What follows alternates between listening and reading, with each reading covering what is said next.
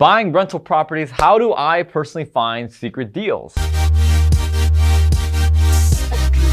Hey, what's going on, guys? This is Daniel, one half of the Kwok Brothers. So I want you to imagine you're back in your early 20s. Maybe some of you guys are there right now. So imagine that you're in your early 20s, you're single, and you're looking to find a hot date, right? Now, you've got two options. I'm gonna give you two options.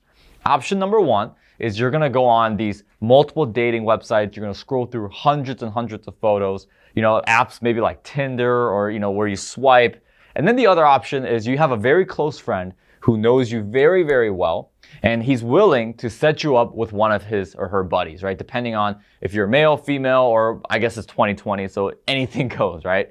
But I want you to imagine that person knows you very well, and they're gonna set you up with somebody that they also know very well based on how well they think you guys are going to interact and have a relationship. Now, keep in mind, you're not looking to have fun or have a fling. You're looking for a long-term, lifelong partner that you can actually have a long relationship with, that you can, grow a family with, and just have good times, right? Picture any one of those commercials where, the song, the "Ooh, you make me feel" is in the background, and you're in Paris, and you're riding on a plane, and all these great things. So you're trying to find an ideal soulmate, right? You're trying to find your Lisa, right? My wife, Lisa, she's awesome. So which one are you gonna go with? Well, if you're a sensible person who with ethics and morality and looking to seek the right things in life, you're probably gonna pick the second one. Well, that's the epiphany that I had when I was kind of thinking of ways and new creative ways to find properties. And this thought came to me because a lot of individuals who ask me real estate questions as I travel, as I teach, they're like, Daniel, how do you find good deals? And my answer would always be, well, I think deals,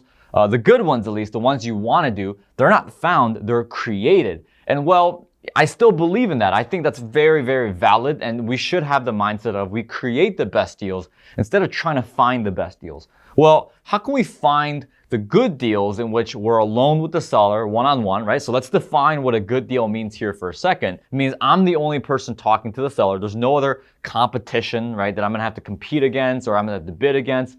They have genuine problems that I'm looking to solve and I'm able to solve. And they're collaborative, right? They're actually willing to work with you. They're willing to listen. They're not gonna just throw some really high price and be really stubborn, because I'm sure some of you guys watching this video have experienced that before. You've got a seller, they're very high on price and they're not willing to move. They're not willing to collaborate or work with you on anything. And that's what I realized with the first option, with going on these multiple dating sites and swiping on apps. That's how many people today find properties. They'll use a lot of different softwares. They'll use broker contact where they're sent, 30 deals a week. They'll go on the website like MLS, they'll go on Zillow, Redfin. And that's a lot like trying to find your ideal partner, your ideal mate through those type of sites. I'm not saying that you're not going to be successful. I know plenty of friends who've had very successful relationships and marriages. They met their wife or husband online or even a dating app. However, you're probably going to spend a little bit more time and going through some little bit more bad apples, going through that route, as opposed to your friend who knows you very, very well, and they're gonna be able to find somebody that they believe is going to fit you with somebody they also know very, very well. Your success rate is probably gonna be a little higher. You're probably gonna spend a little less time going through the bad apples to try and meet that person. So you're probably saying, Daniel, what does all of this have to do with finding properties, right? Are you a dating coach now? Are you turning it to Jason Capital and you're going from real estate to, you're trying to get more views? No, it's not at all. Because one of the ways that I've found properties in the past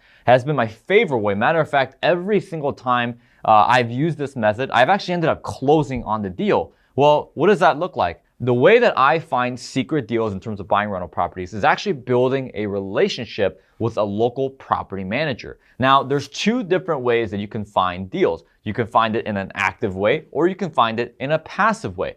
Let me break down what each of these mean for you. So actively means you're having to go out there and you're having to hunt for these deals, right? This may be driving for dollars. This may be, cold calling certain people. Well, passive is you're setting up a system or you're setting up a relationship in which deals are constantly coming to you and there is no end.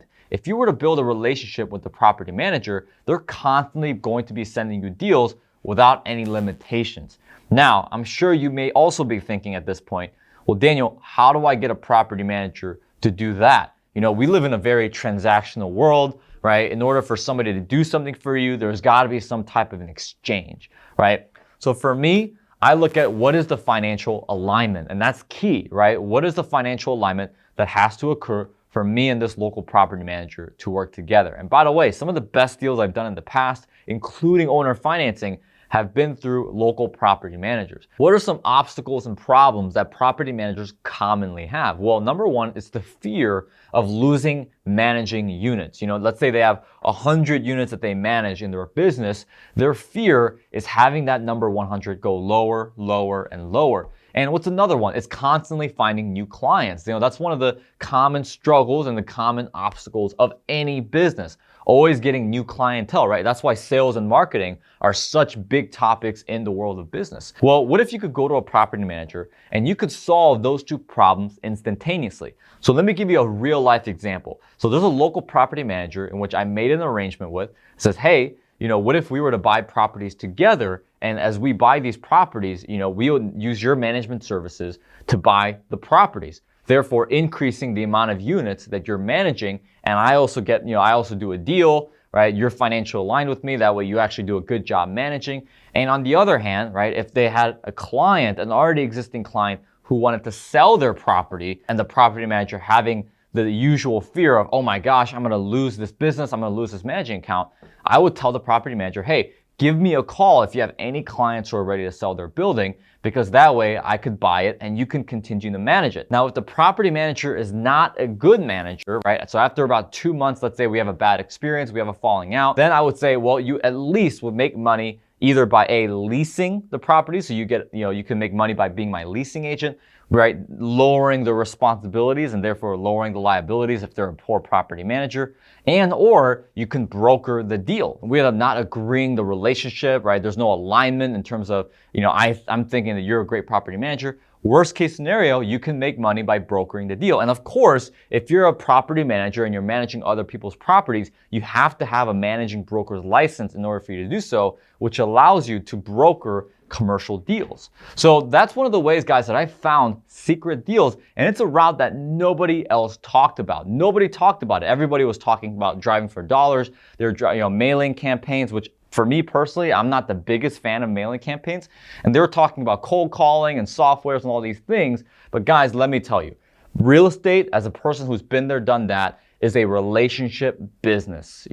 We invest in people more than we do properties in the real estate world. So now a lot of you guys may be thinking, well, Daniel, how do I start these conversations? What is the script? Do you have a step-by-step process on how to have a conversation with these property managers so you can do it?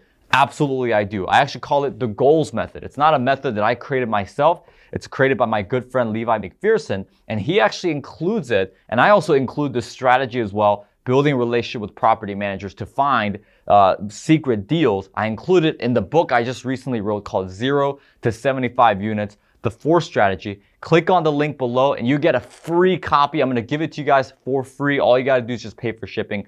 But chapter 12 is where Levi talks about the goals method. And I also talk about this method of buying rental properties, how to find secret deals in the book itself. So click on the link in the description, guys. You're going to get this book right here, absolutely free, 292 pages of how to find deals, how to raise capital, owner financing. There's a lot more in there than what we just talked about today. But the goals method is definitely in there, and that's the method on how you're able to talk to property managers to get this arrangement done. So like and subscribe to this video, guys. Thank you so much. I'll see you guys in the next one.